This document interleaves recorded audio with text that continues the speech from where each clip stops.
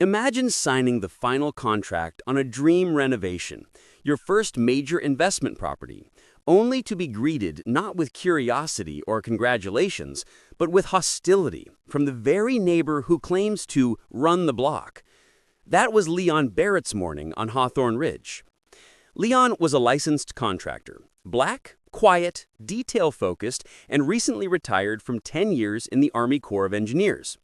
He bought a neglected fixer-upper at the end of a cul-de-sac with plans to restore it and flip it. The yard was overgrown, the shutters hung crooked, and the roof sagged in the middle like an old man's spine. But it had good bones, and Leon loved anything with good bones. The moving truck hadn't even stopped rumbling when he heard the sharp clap of heels behind him. Clack, clack, clack. Fast, angry, purposeful. He turned. There she was. Doris Langford, the infamous Porch Patrol of Hawthorn Ridge. Early 50s. Tight curl bob, neon pink blazer over a crisp white blouse, clipboard tucked against her chest like a badge. The kind of woman who patrolled her Ring camera notifications the way others checked the weather. She strode toward Leon as if she owned the sidewalk itself. "Absolutely not," she barked before she even reached the driveway. "Where do you think you're going with that equipment? Who gave you permission to access this property?" Leon blinked, confused. "Ma'am, I bought the house." She didn't even glance at the paperwork in his hand. "No, you're not. The previous owners would have notified me. I'm head of the Neighborhood Preservation Board. I approve all exterior updates." There it was. The same tone as someone warning a dog to stay off the carpet. Before Leon could respond, she whipped out her phone. "Oh, look, quick dial. I'll just tell them we have a suspicious male trespassing and attempting a break-in." Leon exhaled slowly. "Ma'am, that's a false report." "Not if I say it's suspicious," she snapped. Within minutes, sirens echoed up the quiet street. 2 patrol cars eased to a stop. The officers stepped out with the weary body language of men who already sensed this call was nonsense. "That's him!" Doris shouted, pointing dramatically at Leon, like she expected applause. "He's breaking in, impersonating a contractor. He refused to leave when I asked." The officers approached. "Sir, can we see documentation?" Leon handed them the property deed, the closing documents, and his contractor's license. He kept his breathing controlled, steady, like someone used to defusing situations with patience instead of volume. The officers scanned everything. "This is legitimate," one finally said. "Mr. Barrett owns the property." Doris froze. "No, no, you must be mistaken. Are you sure? This is Hawthorn Ridge. We have standards." "Yes, ma'am," the officer said flatly. "He's the lawful owner, and filing a false report is a serious issue. Do not call us again unless there's actual danger." Doris's jaw clenched so hard her lipstick cracked. She leaned in close enough for Leon to smell her perfume, sharp citrus mixed with something sour. She hissed quietly, "I don't want your kind bringing chaos to this street." Then, plastering on a brittle smile, she stormed away. The moment she disappeared into her perfectly trimmed yard, Leon blew out a heavy breath.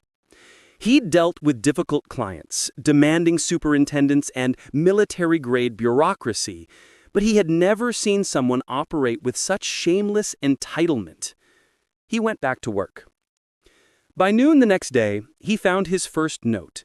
A bright orange slip slapped onto his half-painted front door. Unauthorized paint shade, fine $350. Which was bizarre, since the color was the exact shade listed in the city-approved palette. By sunset, there were 3 more. Improper ladder placement, $250. Unregistered construction vehicle, $500.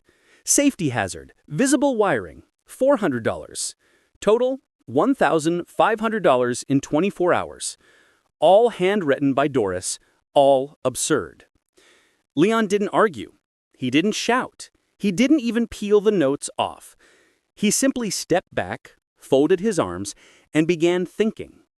If Doris wanted a war, she had absolutely no idea who she had just challenged, and she definitely didn't know Leon's other line of work. He wasn't just a contractor. He was a private property acquisition specialist, and Doris had no clue she was playing chess with the man who built the board. The next morning, Leon arrived on site with a calm that felt almost suspiciously peaceful. He wasn't a man who wasted energy on anger. He believed in solutions, and Doris was about to discover that the quietest man on the street was also the one with the most power. By sunrise, 5 more orange violation slips were taped to his truck, mailbox, and even the dusty front gate, even though he hadn't touched the gate. Unauthorized renovation materials, $450. Exposed lumber visible from the street, $300. Construction noise outside permitted hours, $600, even though he hadn't started working yet. Failure to notify Preservation Board of renovation scope, $500. Improper fence height, $250, for a fence he hadn't built. The total fines now sat at $3,600 in less than 48 hours. Doris wasn't just relentless, she was escalating. Leon simply pulled out his phone, took pictures of every slip, time-stamped them, and walked right back inside his fixer-upper without removing a single one. Across the street, Doris watched him through the slats of her blinds, like she was guarding a national treasure. Her jaw clenched, eyes sharp, waiting, hoping for him to break. But he didn't. He got to work. Drills, measurements, roofing assessments, everything done with calm precision. By noon, the block was alive with murmurs. Is he really getting fined again? Doris is going too far this time. This is the 3rd guy she chased out of here. She heard them talking too, but rather than easing up, Doris doubled down. She printed a full-page Notice of Forced Compliance with her signature scribbled dramatically across the bottom, then marched across the street and slapped it onto Leon's front door so hard the windows shook. Leon opened the door right as she stepped back. "What now?" he asked, with that slow, calm tone that infuriated her the most. Doris straightened her neon-pink blazer. "This is a formal directive requiring you to halt all construction, effective immediately. Failure to comply will result in property seizure procedures." Leon blinked once, twice, and then, just barely, smiled. "Property seizure?" he repeated. "Yes, I have full authority under our preservation charter." Leon leaned against the doorframe. "And who wrote this charter?" "I did," she answered proudly. That explained everything. He leaned against the doorframe. "Well, Doris, I think you and I have a different kind of conversation." She laughed, short and mean. "I don't take advice from rule breakers." "That's fine," he replied. "I wasn't offering advice. I'm notifying you." "Notifying me of what?" Leon's voice dropped into the same tone he used during military operations, calm, clipped, absolute. "I now own Hawthorn Ridge Realty Group." "What?" She blinked. "Hawthorn Ridge Realty Group," he repeated. "The parent company that owns every rental property, unoccupied lot, municipal easement, and transferable neighborhood covenant in this community." No, that's impossible," she stammered. "Hawthorn Ridge Realty isn't even for sale." It was, silently, privately, because they were drowning in debt from a failed expansion project. He tapped his phone and showed her the acquisition papers, stamped, signed, notarized. Doris's face stretched like a rubber band pulled too far. No, you're lying. You can't own this. I run this neighborhood." Leon pocketed his phone. "Not anymore." She froze, breathing like someone trying to inhale glass. Then, in one final act of desperation, she yelled the only sentence she ever used when she realized she was losing control. "I'm calling the police." She dialed, loudly narrating the situation like she was hosting a game show. "Hello? I need officers immediately. A man is making fraudulent ownership claims and threatening—" But the officers who arrived were the same ones from 2 days before.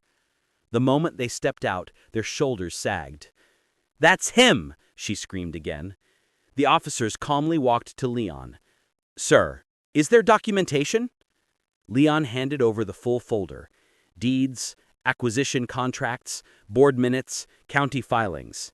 The officers examined everything in silence, while neighbors gathered around, phones recording. Finally, one officer turned to Doris. "Mrs. Langford, this is all legitimate." No, I won't allow it." "You don't have a say," the officer replied. "And you filed another false emergency report." The second officer stepped forward. "You're under arrest." The cuffs clicked. Doris shrieked.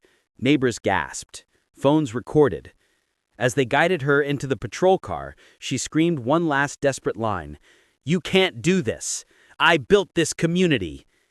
Leon stood with his hands in his pockets, peaceful as a still pond.